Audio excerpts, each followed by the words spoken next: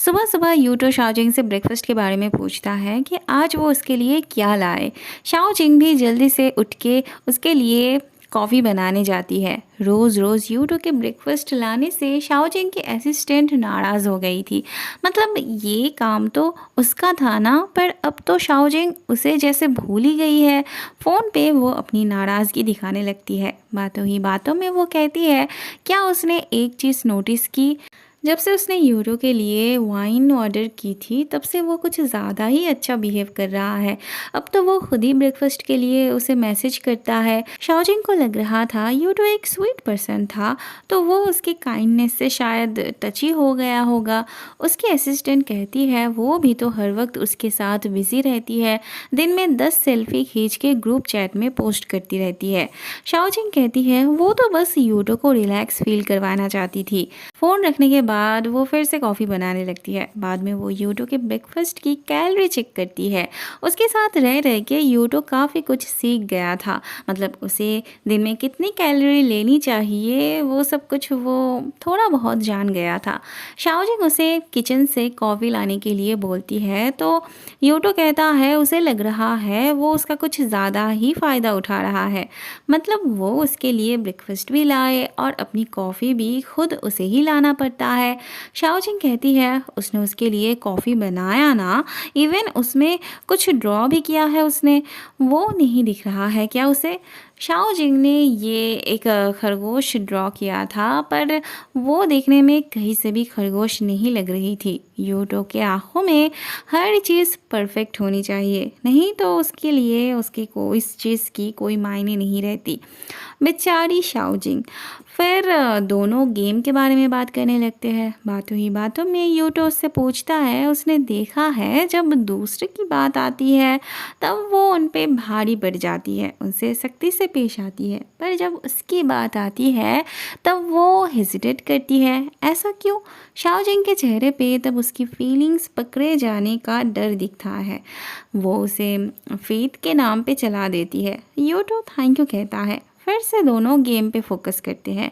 यूटो कहता है पूरे दिन वो उससे सवाल करती रहती है कि वो कहाँ जाता है, क्या करता है।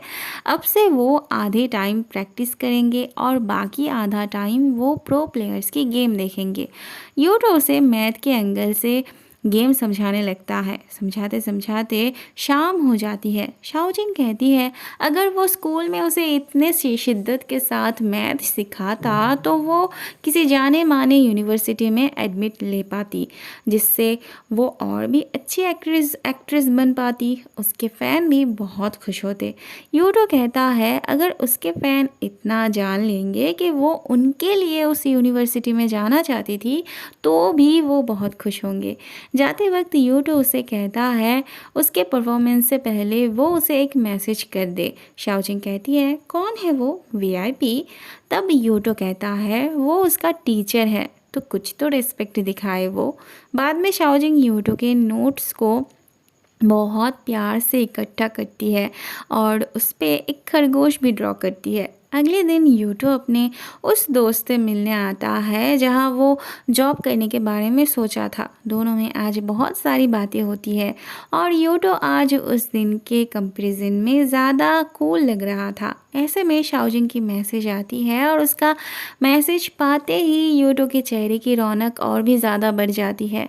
वो उसके साथ खेलना चाहती थी, पर यूटो उसे आधा घंटा देने के लिए बोलता है।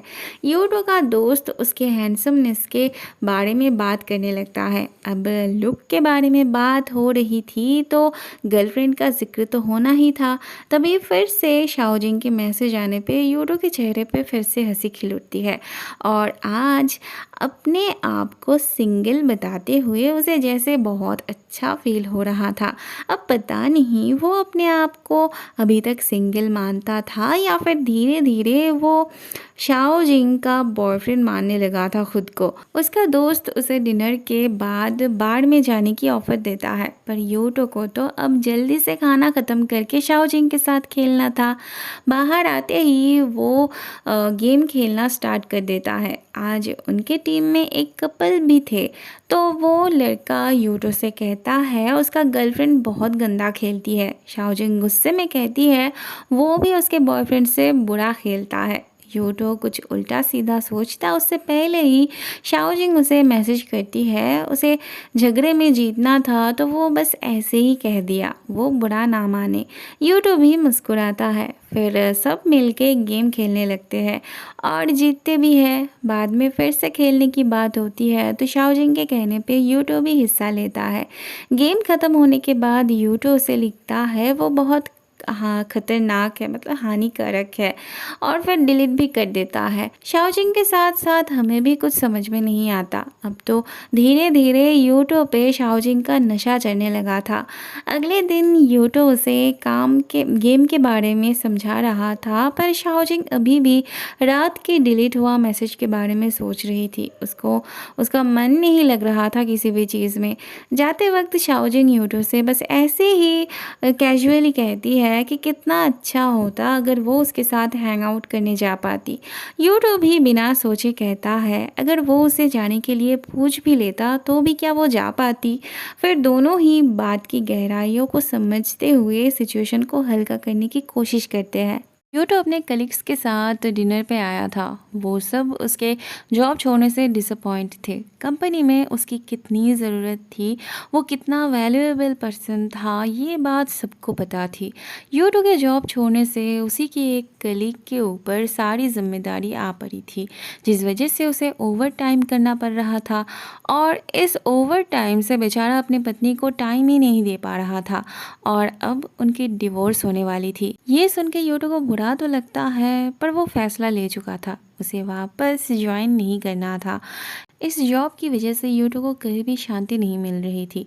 वो अपनी पर्सनल रीज़न की वजह से जॉब छोड़ने का फ़ैसला तो ले लिया था, पर इस जॉब से उसे बहुत प्यार भी था।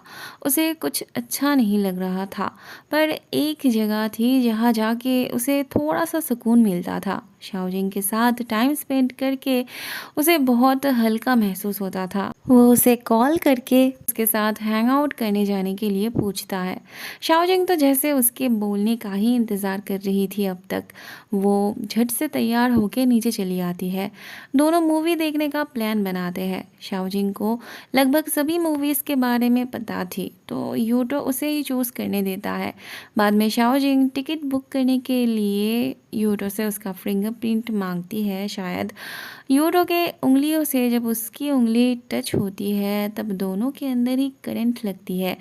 फिर से दोनों बात घुमा देते हैं। शाओजिंग को छुपते छुपाते जाना पड़ रहा था, फिर भी उसे कोई ना कोई फॉलो कर ही रहा था। तब दोनों अलग अलग होके हॉल में एंटर करते हैं। शाओजिंग को चिंता हो रही थी कि यूटो को टिकट मिल तो जाएंगे ना। थोड़ी देर बाद यूटो आ जाता है। बैठते वक्त फिर से उसके साथ शाओजिंग का टच लगती है और उसे बहुत अजीब सा फील होने लगता है। मूवी के अंदर यूटो के जॉब से रिलेटेड टॉपिक था, तो शाओजिंग को उसके लिए फ़िक्र हो रही थी।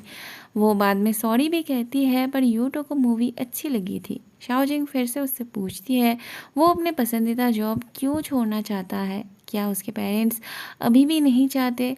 यूटो के पेरेंट्स राज़ी तो हो गए थे, पर बाद में यूटो को ये एहसास हुआ था कि वो अपनी इस जॉब से अपने पेरेंट्स को लग्जरी लाइफ नहीं दे पाएगा। कुछ हद तक वो इसीलिए अपना जॉब छोड़ रहा था।